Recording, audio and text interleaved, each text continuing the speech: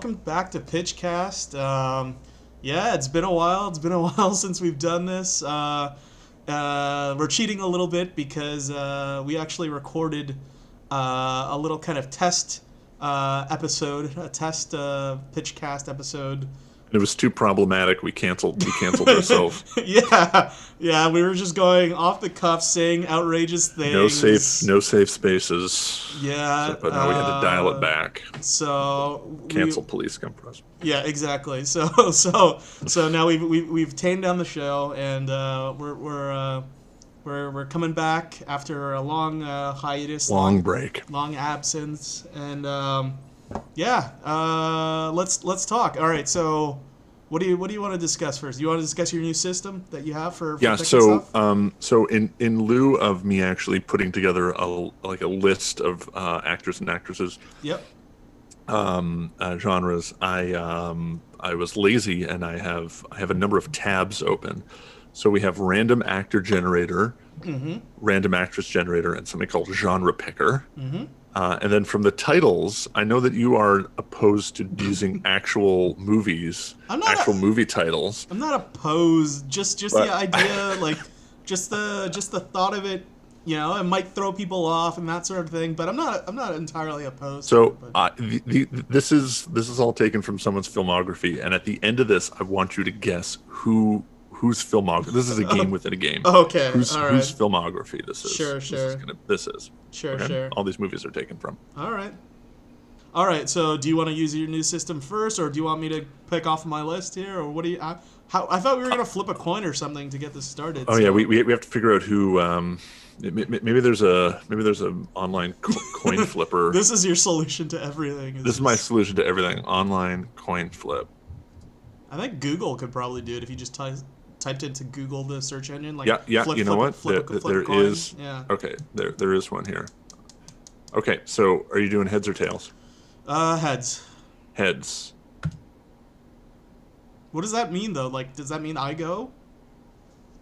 Tails. Okay. So you get to let's say it's football rules. You get to say whether or not you go first or not. All right. I'll have you go first. How about that? All right. Yeah. After all that, okay. Yeah. After all that.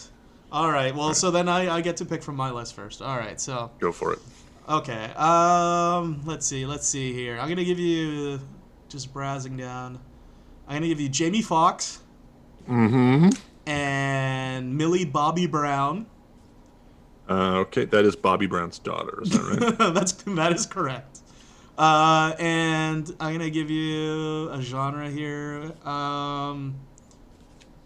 It is superhero. Superhero film. Yeah. Okay. And the title is The Pretzel Factory. All right. Well, let me time here. Hold on, I have to make sure I put 2 X's. I just wrote down the names. I put 2 X's in Jamie Foxx's name. Make that. That's correct. That's correct. That's accurate. Yeah. All right. So, starting 1, 2, 3, go. Okay, so the Pretzel Factory is the birth of a new superhero franchise. Yeah. That's going to be completely separate from all the other ones. So we have to imagine that there's going to be a company. Let's say it's Expedia is getting into the original content area, and they want their own big splashy thing. So they're going to launch their own streaming service, Expedia Plus, and the first big one is going to be the Pretzel Factory. Okay. So the Pretzel Factory stars Jamie Foxx as the kind of Professor X of, but it's 2 X's, Professor XX because of Jamie Foxx, of this like school of talented like teenagers with superheroes like Professor X. Yeah. And he scours the globe for people with special abilities. Right. And this school the code name is the Pretzel Factory. Okay. Because everybody's a little bit twisted. All right. Okay. Right. And so, Wait, so are they quote unquote mutants? Because this sounds just like X-Men so far. yeah, but it's the Pretzel Factory. But it's the Pretzel Factory, yeah. So Millie Bobby Brown, Yeah. she's just a regular gal, Yep. and she's going off to college. I guess I don't know how old Millie Bobby Brown is, but let's say she's going off to she's leaving home to go to college. Yeah, right? I suppose. I have no idea. Anyway, so she's getting ready. She's kind of nervous, and she's always been kind of an outsider. Right, right. She's always been kind of an outsider because she can make things explode. Okay. She had to move from school to school. Right, right. And her parents, who are played by Stanley Tucci. Yeah. And Kim Cattrall. Wow. All right. Might be too old to be Millie Bobby Brown's parents. But anyway, they've told her to like keep this secret. She can make things explode when she's very angry. Yeah. She can make things explode with her Right. mind, or did I already say that she can? Anyway, whatever. So one day at school, she when she's at her new school, she goes away to college. She goes to a party, and she's just trying to fit in, and she's like maybe has too much to drink. She's trying to go home, and there's a guy who's being like creepy to her, right? So she's like trying to follow her home, and like, oh, are you? And she's like, leave me alone, leave me alone, leave me alone. And then this guy won't leave her alone, and she makes him explode. What? He just blows up, like he blows up. So this is like. This is a hard R movie, by the way. So now she's like, "Oh my god, it's very dark." She's like, "I did it again," and then the campus police are like looking for her, and she's like, "I need to just leave. This is a big mistake." And then Jamie Foxx shows up. Yeah. And he's like, "You have a special gift. Come with me to the Pretzel Factory." Yeah. So they go, they get in Jamie Foxx's plane. Jamie Foxx's plane has a grand piano on the plane, and he sings a song that explains the history of what? Of the why? school. Why? Because you're gonna have Jimmy Foxx. Like, get him to sing. Get him to sing a little. It's now musical. All right. This is also a superhero musical. Coming up on 1 minute left. Anyway, there's like a super bad guy who is Stanley Tucci. It's her dad. She doesn't know that her dad is a supervillain. Yeah. Who secretly is a supervillain. Yeah. And he's like, first of all, he's not your real dad, number one, so don't feel bad about blowing him up. Yeah. Number two, you got to blow him up. And so does Tucci have superpowers? Yeah, the Tucci. He gave the. Wait, I said he wasn't her real dad. Anyway. He just coincidentally has superpowers. They both, yeah. So they coincidentally also has superpowers, and he's been causing all sorts of weather issues. Okay, all right. And that's why the weather's been so crazy. It's not global warming. This is also an anti-global warming. Sure. This posits that global warming is a hoax. Yeah. And so as soon as Millie Bobby Brown blows up her dad, Stanley Tucci, everything is fine. Yeah. Also, they spend some time at the Pretzel Factory. All right. Because everyone's a little twisted. Yeah. All right. Well, timer just went off, so you finished on time. Although there wasn't really like a second or third act. I mean, we went straight to the climax, but she blows him up. Yep. And I will now render a verdict, and I will say that I loved this film. I love the fact that it's like a mix of X-Men and like Firestarter and what else?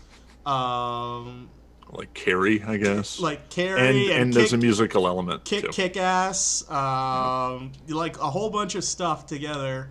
Like Charlie and the Chocolate Factory. I don't know, like a whole bunch of kind of crazy things. But no, it would be fun to watch. It was really throwing me off that it was like kind of lighthearted, and then it turned into like Watchmen, like dark, where like people are getting like eviscerated and blown up.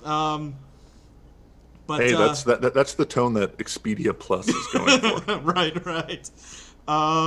All right. Well, yeah, I would watch. Nice, I would watch nice. that Pretzel on Factory. a streaming device. I would probably not pay for the Expedia Plus service. Yeah, just to sign up. It's a free 1 week tri- free free trial. It's free a 1 week trial. free trial, I would watch it on the free trial, and then that would be it. and then cancel it. Yeah, do Yeah. it. That's fine. All right. Well, good stuff. Okay, I'm gonna do three. So it gives me a pick. Okay, number of these people are dead. Okay. There's no filter to do a living actor. So we have Jesse Eisenberg as your Okay. actor. Okay. Okay, now random actress generator, female actor. Let's be. Oh, error 404. Cool. Jesse Eisenberg. This is already falling. Sarah Pauli. Okay. Sarah Pauli. Toronto's own Sarah Pauli. Okay. Okay, and then the genre. It's going to make a noise. Can you hear that? It's a wheel that you spin. Gimmicky. It is a fantasy sci-fi picture. Okay. So fantasy. So you have it. It's Jesse Eisenberg, Sarah Pauli, yeah. fantasy sci-fi, and the name of the movie is Cosmic Sin. Cosmic Sin. Oh God. Cosmic Sin. That makes it kind of sexy too. And let's let you just do what you got to do. Cosmic Sin. Oh Yep. God. Fantasy All sci-fi. right. Jesse Eisenberg, Sarah Pauli, Cosmic Sin. And I Okay. need to do the timer, That's correct. which is starting now. Okay. Cosmic Sin, fantasy sci-fi. We start off 30,000 years in the future.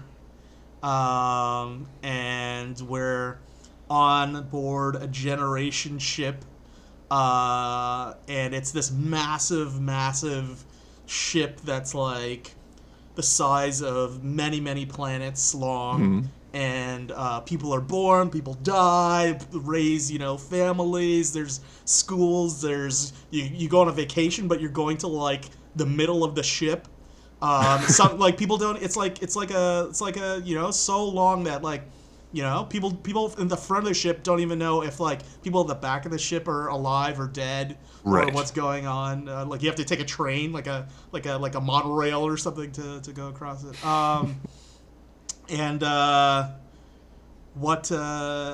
Okay, so Jesse Eisenberg is a guy that works on the he's an engineer. He works like he does the most like routine kind of like he works on like the thrusters, and he's he's always in demand. They always need more crew and stuff to fix stuff on this ship, and he one day like there's like a part that he needs, and he has to go to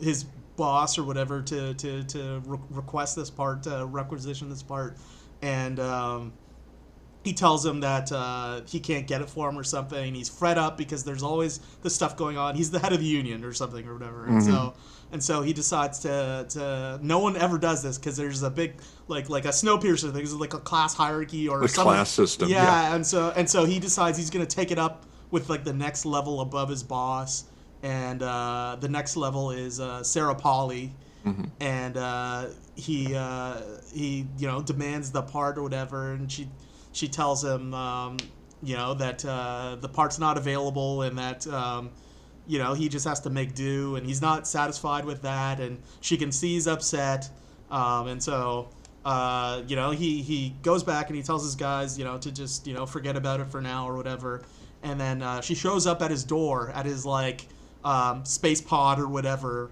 and says like you gotta not be making waves and come and talk to people in like my echelon, my class, because you're gonna get yourself in trouble. Like this is highly irregular what you're doing, and he's fed up. He's fed up with the class system, and he's fed up with like the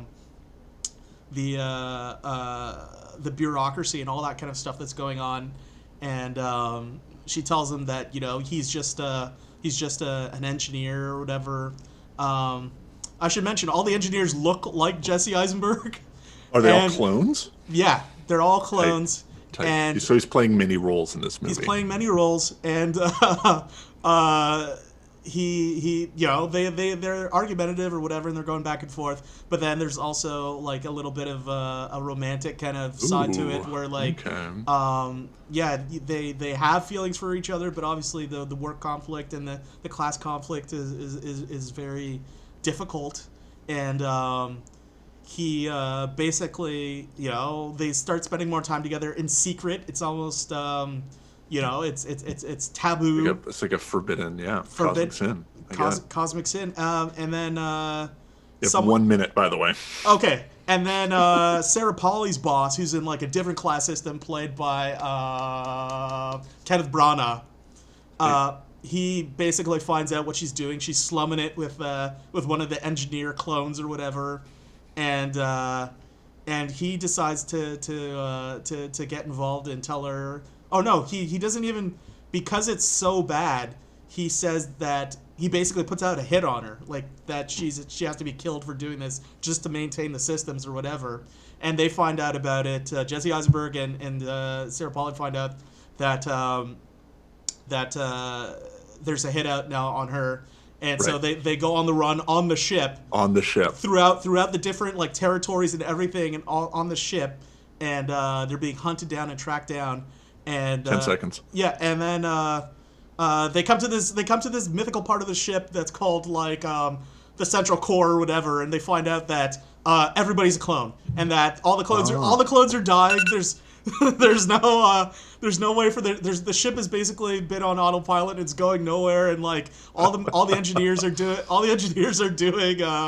doing like menial tasks for like show basically, and that the ship is like being like sent into the middle of a star or whatever, and they're just gonna die. That's it. I like it. Just a bunch of crazy twists at the end for you. Well, Rich, yeah. I'm gonna be honest with you. You would not watch? No, I was not feeling it. I was not feeling it for a while. But then, you know what I'm a sucker for? What? I'm a sucker for any of these. I've lost you. Hold on. There you are. I'm a sucker for any like big twist. Right. Like kind of sci-fi. Yeah. This would have like the Soylent Green or one of these kind of things where they're like, there's no, like, as you said, it's like, the ship isn't going anywhere. Like, there's no captain. The captain is just like a recording or something like that. Yeah. For somebody who died like 100 years ago. Yeah. Yeah. So I'm on board. I would watch that. All right. I would watch that. Yeah. It's a Cosmic Sin. It's a mishmash of like a ton of different sci-fi movies, but likable cast. I like both of those people. Okay. All right. Well, let's do another one here. We're gonna do another one for you. Yeah. Oh, okay. You wanted me to do like back to back or? Oh yeah, no. You do another one. Do another one for me. All right. Let me go down my list here. All right, I'm gonna give you. Sorry, it may get noisy because there's a garbage truck outside. Oh, okay. Well, I can't hear anything. But Michael Fassbender. Michael Fassbender. Mm-hmm. And is he German? Is he Irish? What's going on? Do you know? I think he's Irish. Do you know who Karen Gillan is? Yes, I do. Isn't she in those? The what is it? The Jumanji films. Yeah. Yes. Okay. No, you know what? I'm gonna switch that up. I'm gonna give you Frances McDormand. Frances McDormand. And Fassbender. Nomadland. and Fassbender. And the genre is, let's see, slasher film. Asher. Yeah. All right, and I need a title too. Yep. The title is "Fix the Broken Pieces." I just came up with these crazy titles. That's a great That's a great title for a slasher movie. Fix the broken pieces. Okay. All right. Let me set up the timer.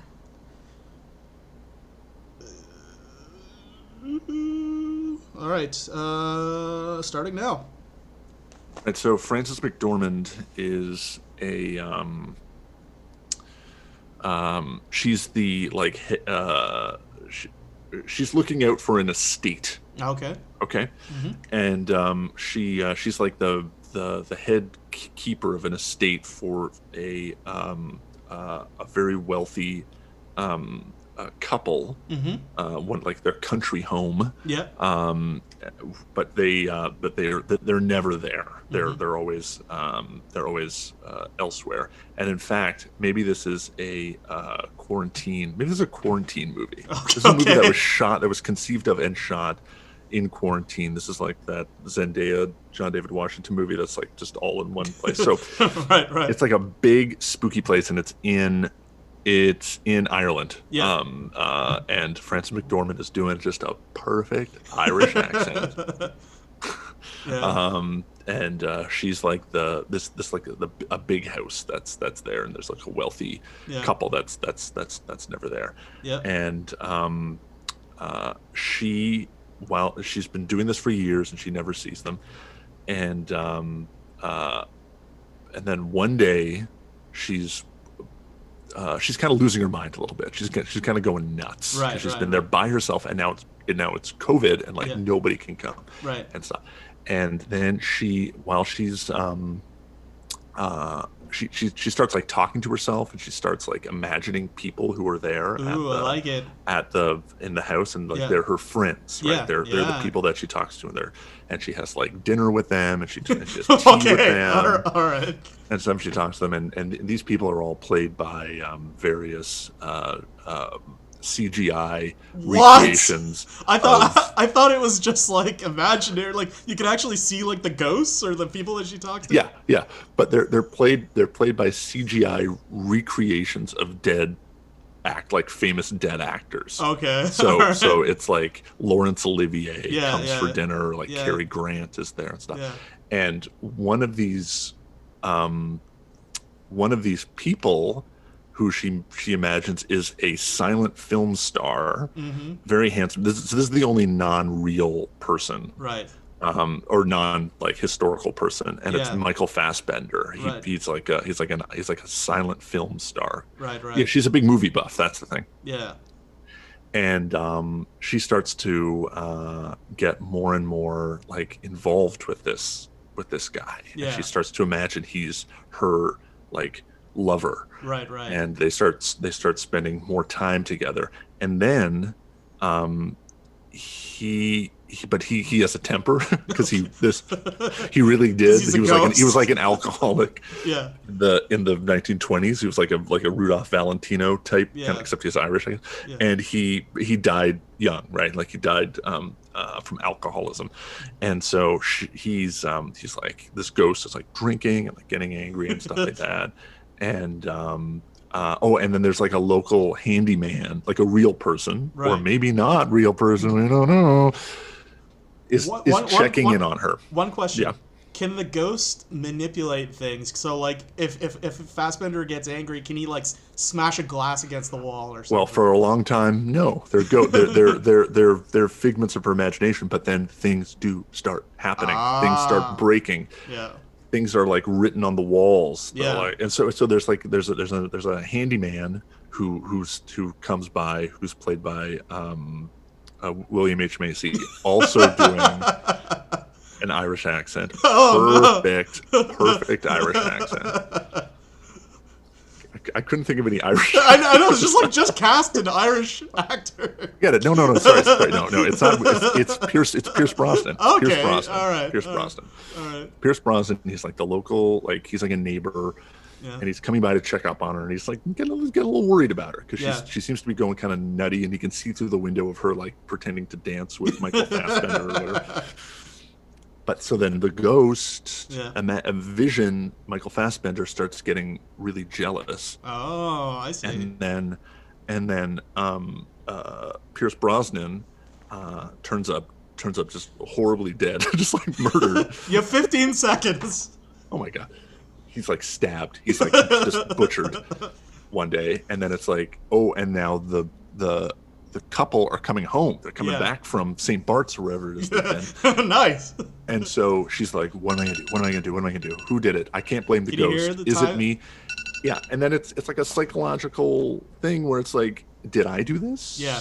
Did I kill Pierce Brosnan? Yeah. Was it a ghost? What has someone been pretending to be a ghost? Yeah. And is using this to kill. It's so that's it. Fix the broken pieces. It's called Fix the Broken Pieces because her mind is broken. Okay. Well, I mean, I loved it. I love those types of things. And it has a whole bunch of different elements. It reminds me, The Shining. It reminds me of what's that one? Is it Rebecca or whatever? Mm-hmm. Or yeah, and like it reminds me about like a bunch of different like films, but I thought it was gonna be like more kind of like psychological in her head without the CG real actors. Like I thought it was gonna be her just slowly going crazy and like eating a meal and like talking to thin air type of thing. But I actually do I like the introduction of the characters and the fact that the jealousy and she actually starts having a real relationship with Pierce Brosnan and the others fade away, but then Fassbender can't let go and wants to kill her and Fix the Broken Pieces will be very, very, very expensive, as I was saying, because we'll have to secure the rights from the various people's states. The most expensive movie ever, and it's just and to render them and stuff. It's just going to be a nightmare. It'll be a nightmare, but it'll be worth it. So, are there I mean, there would obviously have to be people doing like audio impressions of these people, or that would so then people doing impressions of like Cary Grant or whatever, Jimmy Cagney. No, I mean, what's funny is I think this is if it was done sincerely, I know it's a horror movie, which is not really a genre that gets well respected by the Academy, but I feel like it has a little Oscar bait material to it in the sense of like Frances McDormand, and she's like doing a psychological kind of like losing her mind. Like maybe I don't know. The horror movies. I like her chances. I like her Oscar chances for just because it's old Hollywood. Broken Pieces. Just because it's old Hollywood and CG and that kind of stuff, and they would love it. They would eat it up, right? If like Charlie Chaplin came back or whatever the hell. That's what I'm telling you. It'll be worth it. It'll be worth the huge amount of money that you'd have to lay out to do this. Yeah. All right. Well, hit me up. Okay, so your random actor. Mm-hmm. Going to generate another one here.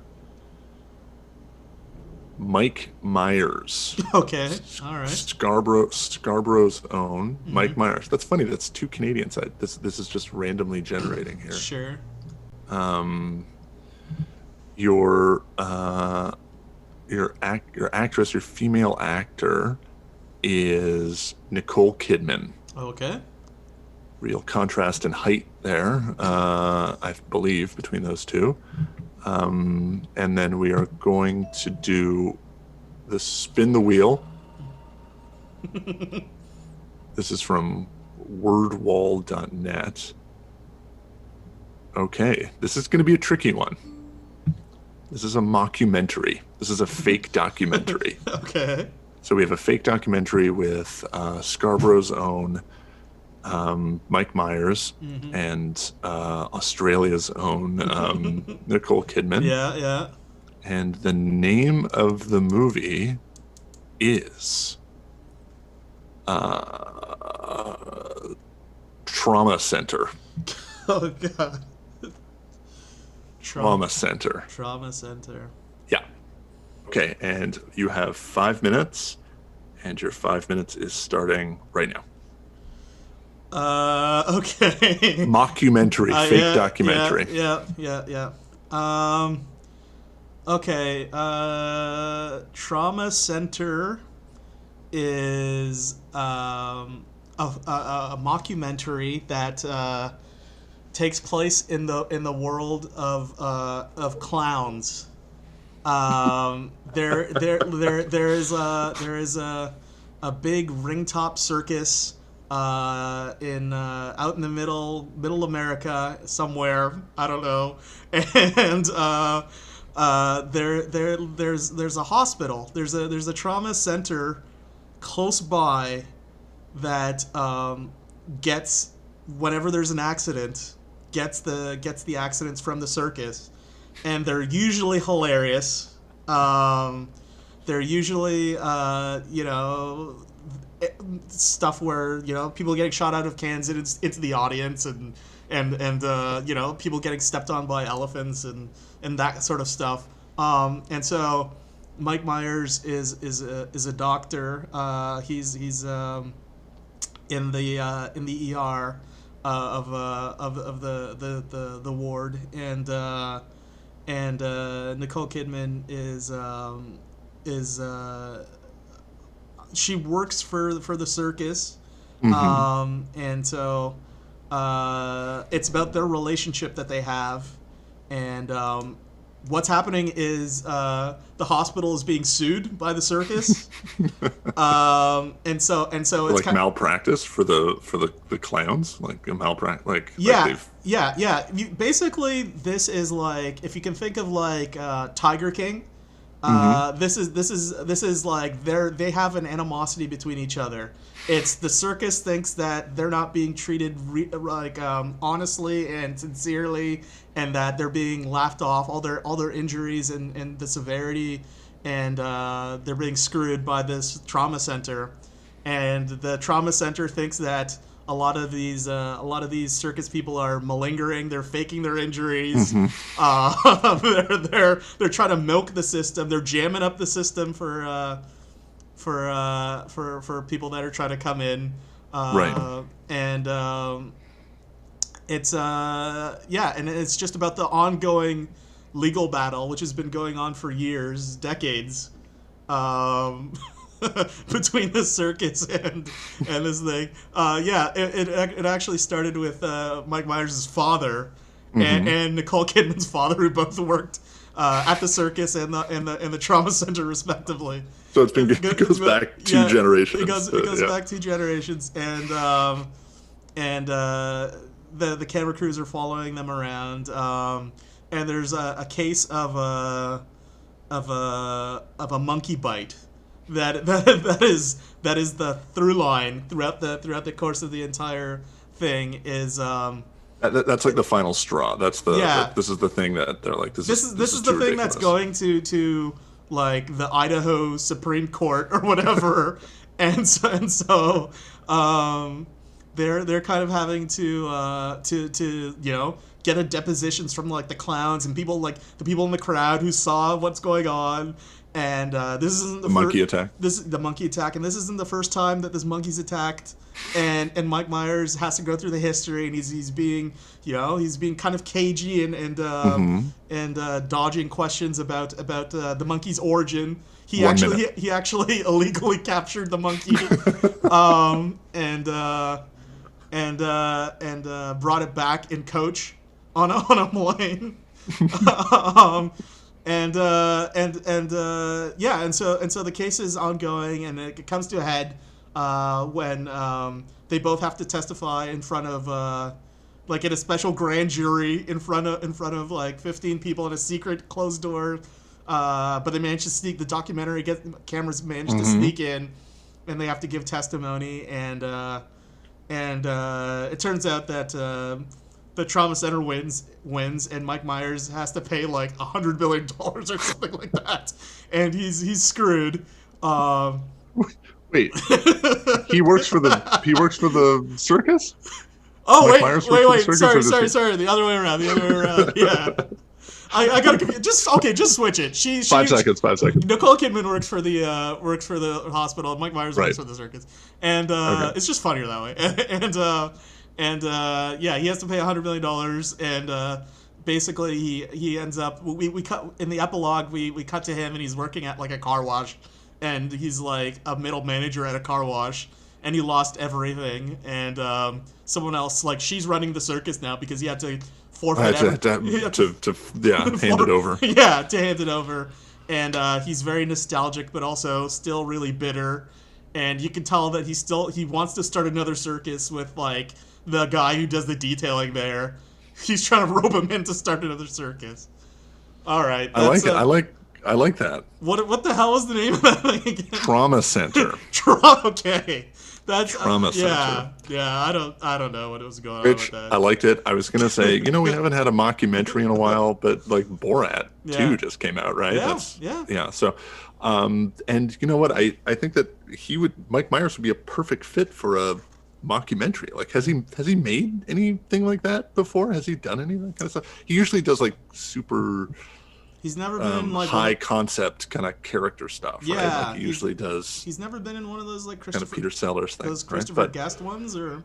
No, but he'd be perfect. And you know what? I think Nicole Kidman's sneaky funny. She's secretly funny. You know what? I like it. I like the idea of a battle between a circus, an established circus, and a local trauma center, a local hospital. I like it. There's lots of stuff. Not only circus hijinks, but then as you said, like the legal stuff would be very funny. Calling, a monkey to the stand, for example, that might be funny. Right. Getting clowns, to a mime has to testify, that kind of stuff. I like these kind of things. These are so I'm in. We're feeling very generous today. We like everything. I think so. Yeah, we haven't had we haven't had an outright rejection. That'll come though. That'll come. Yeah. That'll come. Yeah. I like it. I like Trauma Center. Now, Rich, the game within the game. Can you guess whose filmography these titles are from? There was Trauma Center, and then what was the previous one? The other one was Cosmic Sin. Cosmic Sin, Trauma Center. If I spot you a couple more of these, do you think you can name who it is? Go ahead. Give me one or two. Okay. Reactor. This one is currently filming. Reactor. Okay. Out of Death. Okay, I'm gonna spot you one more. Hard Kill. Yeah, I mean it's got to be like Seagal or Bruce Willis or something like that. It's Bruce Willis. All right, Bruce Willis. There we go. Star of Die Hard last year made a movie called Hard Kill. Yeah. No, I mean Trauma Center. He plays Lieutenant Steve Wakes in Trauma Center. In Cosmic Sin, he plays James Ford. In Out of Death, Jack Harris. Jack Harris. As I was saying, he made like a bunch of films. Like I think there's like 3 or 4. Cosmic Sin might be one of them, but like he made like 3 films with like, is it Wayne Gretzky's son or something? I think it's right. Yeah, seriously, it's like Wayne Gretzky's son. But they're like 3 films with the same Trevor Gretzky. Yeah, with the same director and the same actor. I don't know what's going on there, but he's rumored for a movie just called McLean, which I guess is a Die Hard movie. I think that's a fake listing or something. Because I mean that would be huge if there was any movement on that front, but it's I mean that brand he kind of like drove into the ground. Like those last 2 movies should not have been made. Yeah, as I've said before, I'm on record as saying that seeing A Good Day to Die Hard, right? That's the last one. Yeah, A Good Day to Die Hard. But by myself, and truly by myself, I was the only person in the theater. Was the saddest movie-going experience of my life. So that was the most depressing movie-going experience of my life. Ouch. Sitting in the theater by myself while those pre-movie games were being played before I watched A Good Day to Die Hard was the most depressing experience of my life. And at one point, a guy came in, an employee, and he saw me sitting there, and he was like, "Oh shit!" He was gonna shut off the projector. Yeah, he's getting ready to take a nap in there or something like that. He's like, "Oh, sorry." Yeah. All right, so that's the end of Pitchcast. Catch us in the next episode, and We'll see you then. Happy pitching.